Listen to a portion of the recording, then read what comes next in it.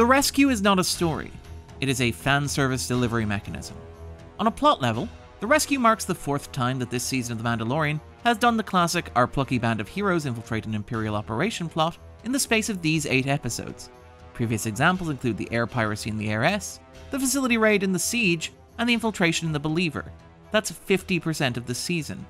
We've talked before about how the complaint that The Mandalorian is effectively a series of side quests doesn't really matter, because that's largely the structure of the old adventure serials from which Lucas drew when he was creating the original Star Wars.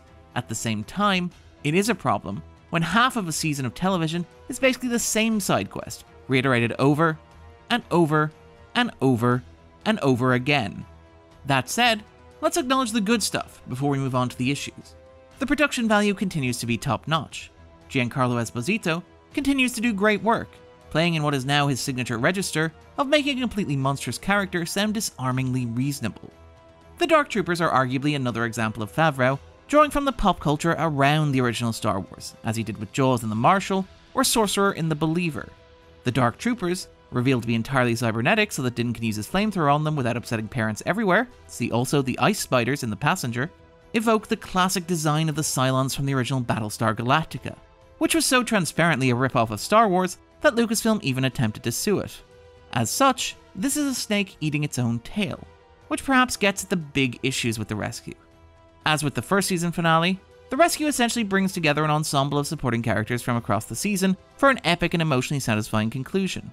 However, as I pointed out back in The Siege, the problem is that the first season had characters like Kuel, Cargo, IG-11, and even the anonymous client. In contrast, the second season has walking embodiments of corporate synergy. Even the returning characters are there to see their appearances in future spin-offs. Trailers reveal that Fennec Shand will be appearing in The Bad Batch, and the post-credit scenes suggest that she'll presumably show up in the Book of Boba Fett. Cara Dune looks likely to be a major player in Rangers of the New Republic. None of these supporting players are actual characters. They're just walking advertisements, begging viewers desperately not to cancel their Disney Plus subscription when the season comes to an end. This transparently affects the storytelling of the rescue.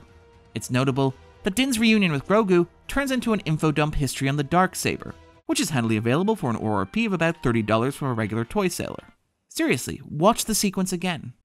The rescue cuts from Din defeating Gideon to Din and Gideon arriving on the bridge, never bothering to show Din collecting Grogu, which should be the emotional hook of the entire season.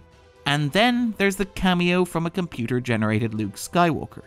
Much like the Vader scene at the end of Rogue One, or the Boba Fett scenes in The Tragedy, this sequence seems designed to reassure insecure fans troubled by more complicated and nuanced portrayals of the character that yes, Luke is in fact a badass, and also to tickle the nostalgia receptors. May the Force be with you. He said it! He said it! This is perhaps the most depressing aspect of the rescue, and the second season of The Mandalorian as a whole. It is a Family Guy joke, but without a punchline. And this, very sadly, appears to be the way that it's going to be.